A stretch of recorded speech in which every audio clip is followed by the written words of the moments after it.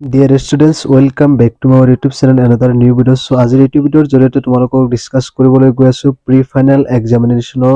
Question paper 2022 চনৰ যে HS second ইয়াৰৰ ইকোনমিক্সৰ এটো গুৰুত্বপূৰ্ণ ভিডিঅ' হয় তোমালোকে সম্পূৰ্ণভাৱে চাই থাকিবা তেতিয়া তোমালোকৰ লাভ হ'ব বল আমি ভিতৰলৈ যাও প্ৰথমতে তোমালোকৰ থাকিব 3 ঘণ্টা তোমালোকৰ 3 আৱাৰ্স যত থাকিব তোমালোকৰ 80 মাৰ্কৰ এক্সাম হ'ব 80 মাৰ্কৰ এক্সাম হ'ব আৰু 20 মাৰ্কৰ প্ৰ্যাকটিক্যাল থাকিব এতিয়া তোমালোকৰ এতে দুটা পাৰ্ট আছে দুটা হয় এটা হল পাৰ্ট এ আৰু এটা হল পাৰ্ট বি গটিকে তোমালোকে বি কেয়ারফুল হ'ব লাগিব ইকোনমিক্স সাবজেক্ট টান হয় সকলে জানে যেটো তোমালোকৰ প্ৰথমতে এতে 1 মাৰ্কৰ কোশ্চেন বোৰ দি আছে মই এইবিলাক তোমালোকৰ লগত পঢ়ি শুনাই দি আছে স্বেচ্ছাকৃত নিবনুৱাৰ সংজ্ঞা লিখিব লাগে 1 মাৰ্কৰ কোশ্চেন হয় জাতীয় আয় কি 1 মাৰ্কৰ কোশ্চেন হয় হস্তান্তৰিত পৰিশোধ কি যত 1 মাৰ্কৰ কোশ্চেন হয় NNP is equal to GNP খালি ঠাই পূৰণ কৰিব লাগে 1 মাৰ্কৰ কোশ্চেন হয় MPC আৰু MPS ৰ সম্পৰ্ক কি লিখিব লাগে যত 1 মাৰ্কৰ কোশ্চেন হয় পৰিশোধৰ ক্ষমতা চলিত হিচাপত নিম্নলিখিত কোনকেটা লেনদেনৰ অন্তৰ্ভুক্ত হয় তোমালোকে এতে শুদ্ধ উত্তৰটো বাছি উলাব লাগে দ্ৰব্যৰ আমদানি আৰু ৰপ্তানি সেৱাৰ আমদানি আৰু ৰপ্তানি এক প্ৰক্ৰিয়া হস্তান্তৰ ওপৰৰ সকলোবোৰ হ'ব লাগে যেটো শুদ্ধ হয় হেতু টিক মাৰ্ক কৰিলে হৈ যাব এটা এটা শুদ্ধ আনসাৰ লিখিবলৈ দিয়া হৈছে এতিয়া আহিলো তোমালোকৰ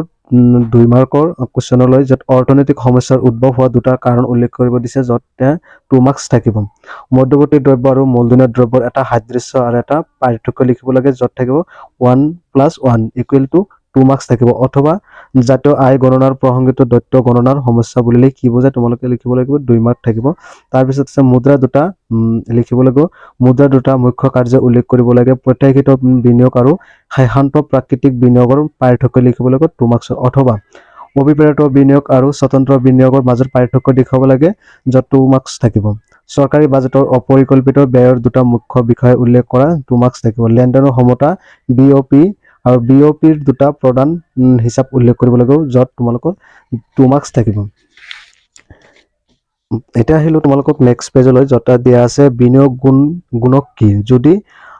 200 কোটি টকা নতুন বিনিয়োগৰ এই আয় ফলস্বৰূপে এটি অৰ্থব্যৱস্থাৰ জাতীয় আয় 1000 কোটি টকা বৃদ্ধি পায় তেন্তে এমপিসি আৰু গুণকৰ মান নিৰ্ণয় কৰিবলৈ লাগিছে যত 1+3 = তোমালোকৰ কি থাকিব 4 মাৰ্কৰ কোশ্চেন হয় অথবা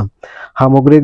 যোগানৰ উপাদানসমূহ সংক্ষেপে আলোচনা কৰিবলৈ দিছে অতি শৰ্টকে আলোচনা কৰিলে হৈ যাব যত থাকিব 4 মাৰ্কৰ কোশ্চেন হয় এটো জিডিপিৰ সংজ্ঞা লিখা যত জিডিপি কল্যাণৰ সূচক ৰূপে ব্যৱহাৰ কৰিব পাৰিনে এটো এটা তোমাৰ উত্তৰ সাপেক্ষে যুক্তি আগবঢ়াবলৈ দিছে যাত থাকিব 4 মাৰ্কস থাকিব 1+3 = 4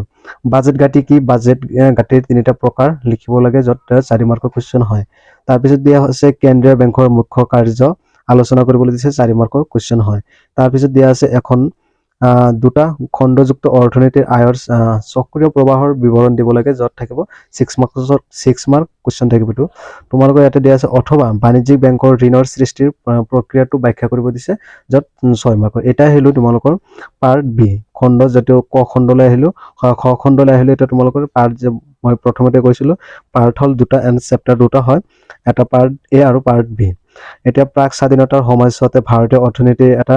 বৈশিষ্ট্য উল্লেখ কৰিব দিছে 1 মাৰ্কৰ কোশ্চেন হয় ব্যক্তিগতকৰণৰ সংজ্ঞা দিবলৈ দিছে 1 মাৰ্কৰ কোশ্চেন হয় তাৰ পিছত দিছে আমদানি বিকল্পকৰণ কি 1 মাৰ্কৰ কোশ্চেন ভাৰতবৰ্ষৰ প্ৰথম পঞ্চবাৰ্ষিক পৰিকল্পনা কেতিয়া আৰম্ভ হৈছিল 1 মাৰ্কৰ কোশ্চেন হয় জীৱিকাৰ গাঁথনিৰ সংজ্ঞা দিয়া আছে 1 মাৰ্কৰ কোশ্চেন চীনৰ জিডিপি অৰ্থনীতিখনৰ কোনটো খণ্ড সৰ্বাধিক বৰঙি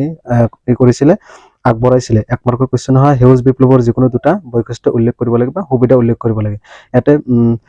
হেউজ বিপ্লৱৰ যিকোনো দুটা সুবিধা উল্লেখ কৰাটো হল তোমালোকৰ ই থাকিব পলিটিক্যাল যিসকল আছে তেওঁলোকৰ সুবিধা হ'ব কাৰণ পলিটিক্যালত একেটা কোশ্চেন দিয়ে আছে এটো নেক্সট কোশ্চেনটো হে পলিটিক্যালতে দিয়া আছে উপনিবেশিক শাসনকালতে ভাৰতবৰ্ষৰ জনমূৰি আয় গণনা কৰা দুজন প্ৰতিধান যোগ্য অৰ্থনীতিবিদৰ নাম লিখিবলৈ দিয়া আছে যত ইকোনমিক্সৰ কোশ্চেন ইকোনমিক্সত প্লাস পলিটিক্যাল সায়েন্সৰ এটা কোশ্চেন হয় এটা আছে গোলকীকৰণৰ কি গোলকীকৰণৰ এটা সুবিধা উল্লেখ কৰিবলৈ দিছে গোলকীকৰণৰ কোশ্চেনটো পলিটিক্যালৰ কোশ্চেন হয় এটা সম্পূৰ্ণভাৱে ৰাজনীতি বিজ্ঞানৰ কোশ্চেন যত ইকোনমিক্সটো দিয়া আছে মানৱ মূলধন আৰু মানৱ উন্নয়নৰ মাজত পাৰ্থক্য দেখাব লাগে অথবা এটো 2 মাৰ্কসৰ কোশ্চেন হয় নাইবা এটা দিয়া আছে ইয়াতে দিয়া আছে আন্তঃগাঁথনি বুলিলে কি বুজায়, ইয়াৰ প্ৰকাৰবোৰ কি লিখিব লাগে। 1+1 = 2। ভাৰতবৰ্ষৰ জনসংখ্যাৰ দ্ৰুত হাৰত বৃদ্ধিৰ দুটা কাৰণ লিখিবলৈ দিয়া আছে। এইটো 2 মাৰ্কছৰ কুৱেশ্যন হয়। কি এনে দুটা ক্ষেত্ৰ আছে য'ত পাকিস্তানত ভাৰততকৈ অধিক সফল কাম কৰা হৈছে, যিটো সুফল কাম যিটো পাকিস্তানে ভাৰতবৰ্ষতকৈ কি দুটা কামত আগবঢ়াই আছে, য'ত 2 মাৰ্কছৰ কুৱেশ্যন হয়। অথবা চীনৰ দ্ৰুত অৰ্থনৈতিক বিকাশৰ দুটা কাৰণ উল্লেখ কৰিব লাগে, 2 মাৰ্কছ আছে। বিমুদ্ৰাকৰণ কি, ইয়াৰ যিকোনো দুটা ঋণাত্মক দিশ উল্লেখ কৰিব লাগে, য'ত 4 মাৰ্কৰ কুৱেশ্যন হয় এটা। তাৰপিছত আহিলে তোমালোকৰ 21 নম্বৰ কুৱেশ্যনলৈ এটা জাতিৰ উন্নয়নৰ শিক্ষাৰ ভূমিকাসমূহ আলোচনা কৰিবলৈ দিয়া হৈছে, য'ত 4 মাৰ্কৰ কুৱেশ্যন। অথবা ভাৰতত মানৱ মূলধনৰ গঠনৰ 4টা সমস্যা লিখিবলৈ দিছে, 4 মাৰ্কছৰ কুৱেশ্যন হ'ব। বহনক্ষম উন্নয়ন কি, বহনক্ষম উন্নয়নৰ যিকোনো 3টা কৌশল উল্লেখ কৰিব লাগে। অথবা দিয়া আছে ভাৰতত নিবনুৱাৰ 4টা কাৰণ উল্লেখ কৰিব লাগে, যে একে কথা 4 মাৰ্কৰ হয়। এইটো য'ত অপশ্যন দিয়া আছে। এটা আহিলো 23 নম্বৰ কুৱেশ্যনলৈ, চীন, পাকিস্তান আৰু ভাৰতবৰ্ষৰ অৰ্থনীতিৰ 4টা সাদৃশ্য উল্লেখ কৰিব লাগে। মিল থকা 4টা সাদৃশ্য উল্লেখ কৰিলে কি থাকিব, 4 মাৰ্কছ দিয়া থাকিব। ঠিক আছে। ভাৰতৰ পঞ্চবাৰ্ষিক পৰিকল্পনা উমৈহতীয়া বৈশিষ্ট্যসমূহ আলোচনা কৰিব লাগে, 6 মাৰ্কৰ কুৱেশ্যন হয়। অথবা এইটো নোৱাৰিলে তলৰ নেক্সটটো সুবিধাৰ্থে দিয়া হৈছে, এইটো লিখিব পাৰা তোমালোকে। ভাৰতত দৰিদ্ৰতাৰ বাবে দায়বদ্ধতা কাৰণসমূহ চমুকৈ উল্লেখ কৰিব দিছে, য'ত 6 মাৰ্কৰ এটা কুৱেশ্যন হয়। তো গতিকে আজিৰ আছিলে এইখিনি ভিডিঅ'টো ডিছকাছ কৰিবলগীয়া। যদি কোনোবাৰ আৰু নেক্সট কোনটো পেপাৰ লাগে, কোনটো কুৱেশ্যন পেপাৰ লাগে কমেণ্ট কৰিব পাৰে। কমেণ্টৰ জৰিয়তে মই সেইখিনি আকৌ দিবলৈ ট্ৰাই কৰিম। আজিলৈকে ভিডিঅ'টো ইমানে শেষ কৰিছোঁ। সকলোকে পুনৰবাৰ ধন্যবাদ জনাই ইমানতে সামৰিছোঁ।